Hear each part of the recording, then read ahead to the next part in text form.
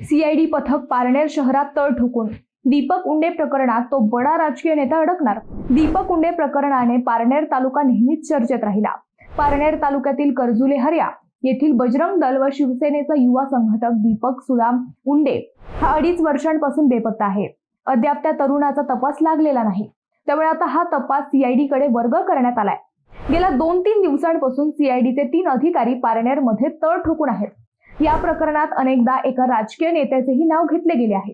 त्यामुळे आता सीआयडीच्या तपासात हा नेता अडकणार की वेगळी माहिती समोर येणार याची उत्सुकता लागून राहिली आहे। 2.5 वर्षे उलटूनही दीपक उंडेचा तपास लागला नसल्याने कुटुंबियांनी मुंबई उच्च न्यायालयाच्या औरंगाबाद खंडपीठामध्ये याचिका दाखल केली। न्यायालयाने हा तपास सीआयडी कडे वर्ग करून 1 महिन्याच्या आत अहवाल सादर करण्याचे आदेश दिलेत। दीपकचा मृतदेह मिळून येत नाही किंवा तो हरवला असल्याचेही निष्पन्न होत नाही। तपासी अधिकाऱ्यांच्या अहवालानुसार गुन्ह्यात योग्य माहिती मिळत नाही। त्यामुळे हा तपास सीआयडी कडे वर्ग करण्याचे आदेश न्यायालयाने दिलेत। त्यामुळे आता यात बडे राजकीय लोकही गुंततील अशी चर्चा आहे।